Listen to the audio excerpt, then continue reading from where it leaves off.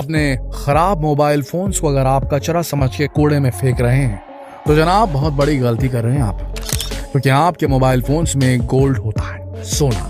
सही सुना आपने। केवल मोबाइल फोन्स ही नहीं बल्कि कई ऐसे इलेक्ट्रॉनिक डिवाइसेस हैं जिन्हें हम अपनी रोजमर्रा की लाइफ में इस्तेमाल करते हैं, उनमें कुछ ना कुछ प्रतिशत सोना मौजूद होता है। इसलिए भाई साहब, अपने किसी भी खराब मोबाइल फोन या इलेक्ट्रॉनिक आइटम को फेंकने से पहले 100 बार जरूर सोचिएगा कि आप इनके साथ कुछ % सोना भी कचरे के डिब्बे में फेंक रहे हैं।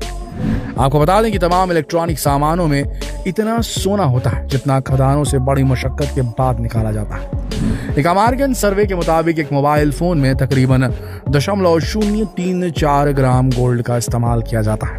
इतना ही नहीं, पूरी दुनिया के कुल गोल्ड का 7% यानी कि जितना सोना धरती पर मौजूद है उसका 7% 7% पार्ट केवल इलेक्ट्रॉनिक वेस्ट में पड़ा है।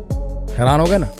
इस इलेक्ट्रॉनिक वेस्ट में मोबाइल फोन के साथ टेलीविजन, कंप्यूटर, रेडियो जैसे कई इलेक्ट्रॉनिक आइटम्स शामिल हैं। आपको बता दें कि सोना कंडक्टिविटी के मामले में दूसरी धातुओं के मुकाबले सबसे बेहतर माना जाता है। गोल्ड से कोटेड मटेरियल्स काफी सालों तक टिकते हैं। वैसे तो चांदी की कंडक्टिविटी भी अच्छी होती है, लेकिन चांदी का ऑक्सीकरण होता है, ऑक्सीजनेशन हो जाता है, जिसके कारण चांदी का इस्तेमाल करने के बजाय इलेक्ट्रॉनिक उपकरण बनाने वाली कंपनियां सोने का इस्तेमाल करती हैं, जबकि सोना चांदी से काफी ज्यादा महंगा होता है। अगर एक मोबाइल फोन की बात करें तो इसके मदरबोर्ड, स्पीकर, चिप और कीपैड में गोल्ड मौजूद होता है। आपको ये जानकर भी हैरानी होगी कि केवल आपके मोबाइल फोन में ही नहीं बल्कि मोबाइल फोन में लगाए जाने वाले सिम में भी कुछ % सोना होता है। सिम कार्ड को सोने से कोट किया जाता है, जिसके कारण ही एक सिम कार्ड सालों साल तक नए जैसा बना रहता है और इस पर स्क्रैच नहीं पड़ते। अगर एक साथ कई सारे सिम इकट्ठा कर लिए जाएं तो उनसे काफी मात्रा में सोना निकाला जा सकता है। याद रहे, सोना निकालने के लिए कई सारे सिम कार्ड्स की जरूरत होती है, एक आध सिम से आपका काम नहीं बनने वाला। मोबाइल फोन और सिम के अलावा आपके कंप्यूटर में भी काफी मात्रा में सोना मौजूद होता है। कंप्यूटर के CPU, सर्किट बोर्ड, ट्रांसमीटर और पिनों में सोना होता है। इतना नहीं, कंप्यूटर में लगने वाली इंटेल, IBM, सन, HP आदि की जो प्रोसेसर चिप होती है उसमें भी सोने का इस्तेमाल किया जाता है। एक्सपर्ट्स की माने तो कंप्यूटर के इन पार्ट्स को सोने से कोटेड किया जाता है। इसका सबसे बड़ा कारण है सोने की बेहतरीन कंडक्टिविटी, जिसकी वजह से सोने का इस्तेमाल इतने महत्वपूर्ण कंप्यूटर पार्ट्स में किया जाता है। इतने नहीं, आपके घर में लगे टेलीविजन में भी सोना होता है। जी हाँ, टीवी के लिए जो सर्किट बोर्ड बनाए जाते हैं उन्हें सोने से कोट किया जाता है ताकि लंबे समय तक टिके रहे। जितने भी खराब या पुराने टेलीविजन को आप एक्सचेंज में या फिर बेच देते हैं, उनके सर्किट बोर्ड से सोना निकालकर उसे दोबारा रीयूज भी किया जाता है। ये आपको मालूम नहीं, लेकिन हम बता रहे हैं आपको। इसके अलावा टीवी देखने के लिए जो सबसे जरूरी चीज होती है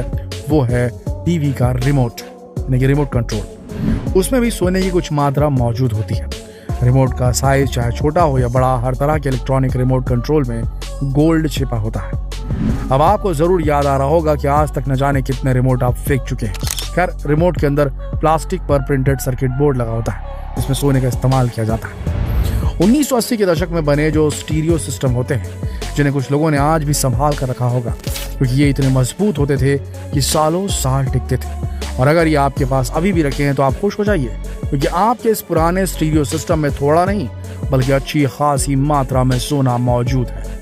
उस जमाने में इन स्टीरियो सिस्टम्स में काफी मात्रा में सोने का इस्तेमाल किया जाता था, जिससे इसकी कंडक्टिविटी बनी रहती थी।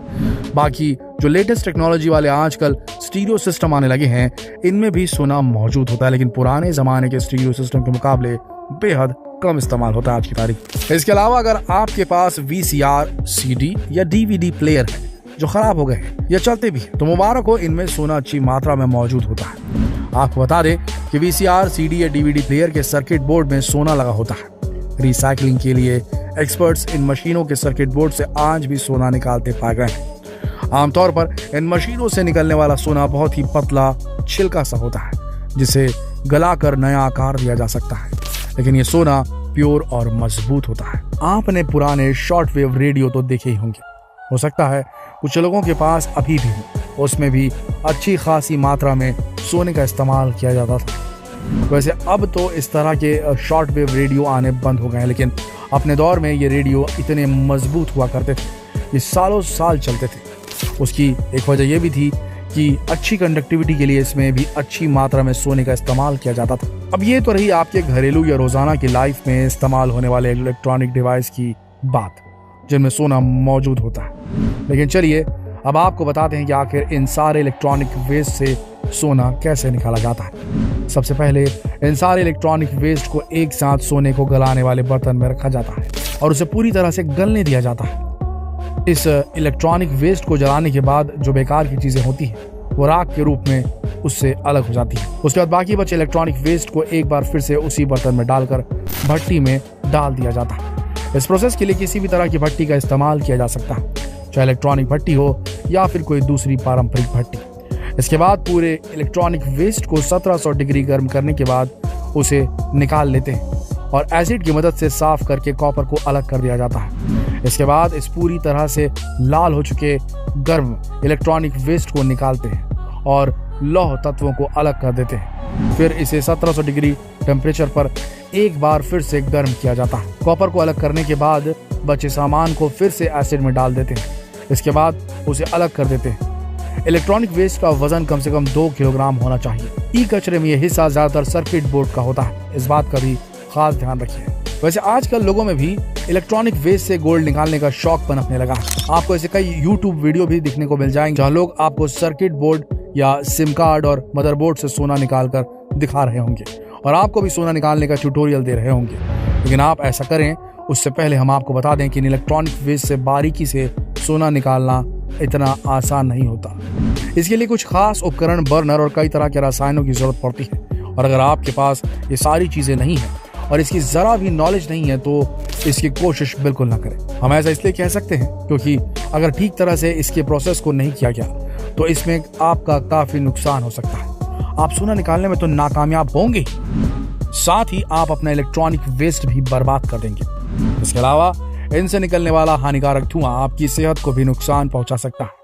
आपको बता दें कि ई कचरे में विषैले और हानिकारक पदार्थ होते हैं और इसके इकट्ठा होने, लैंड फॉलिंग या गलत तरीके से रिसाइकलिंग से इंसान के स्वास्थ्य और पर्यावरण के लिए काफी खतरा पैदा हो सकता है।